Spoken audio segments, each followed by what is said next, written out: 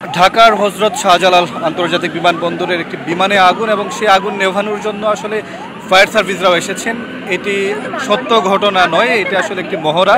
এই মহড়া করছেন বেসরকারি বিমান চলাচল কর্তৃপক্ষ বেবিচকের উদ্যোগে। বিমানটি অবতরণের পরপরই রানওয়ে থেকে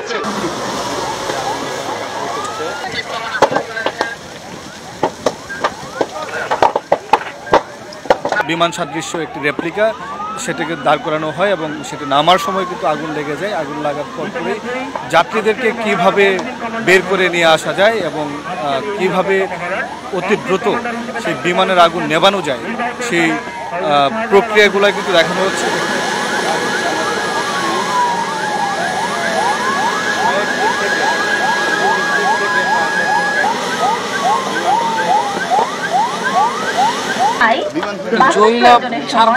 সম্ভাব্য স্বল্প সময়ে এবং প্রয়োজনীয় দক্ষতা ও ক্ষিপ্রতার সঙ্গে এবং এর উদ্ধারকাজ পরিচালনায় জ্ঞানার্জনের উদ্দেশ্যে বাংলাদেশের আন্তর্জাতিক বিমানবন্দরগুলোতে এ ধরনের ইমার্জেন্সি এক্সারসাইজের ব্যবস্থা বাংলাদেশ বেসামরিক বিমান চলাচল কর্তৃপক্ষই করে থাকে। বন্দরের একটি বিমানে আগুন এবং সেই আগুন নেভানোর জন্য আসলে ফায়ার সার্ভিসরাও এসেছেন। এটি সত্য ঘটনা নয়, এটি আসলে একটি মহড়া।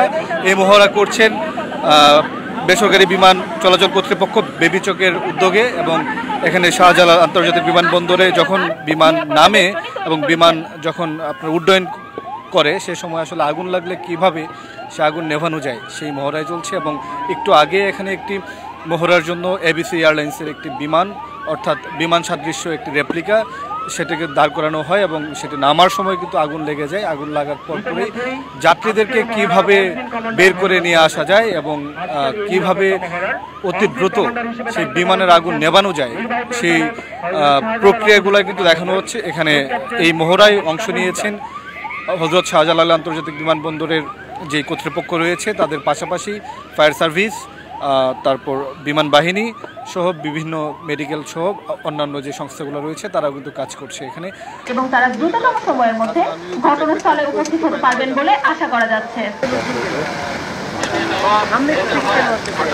মহড়া থেকে যারা পার্টিসিপেট করছে তারা কিভাবে অপারেশন করছে এই ইউনিটগুলোর যে কার্যক্রম আছে সেগুলো তারা প্রত্যক্ষ করবে। সেই জায়গায় আজকের এই মহড়াটা আমি মনে করি অত্যন্ত টাইমলি ছিল এবং খুব সুন্দরভাবে এটাকে উপস্থাপন করা হয়েছে।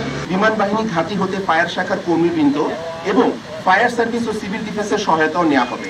বাস্তব প্রয়োজনেও এই শাখাটি এই একই গতি, ক্ষিপ্রতা ও তৎপরতা প্রদর্শন করতে সক্ষম, কারণ শাখাটির কাজের আন্তর্জাতিক মান বজায় রাখতে ফায়ার ক্রুদের নিয়মিত প্রশিক্ষণ, কঠোর অনুশীলন ও নিয়মিত মহড়া এবং প্রাথমিক কার্যসূচি আন্তর্জাতিক নিয়মেই বিন্যস্ত থাকে।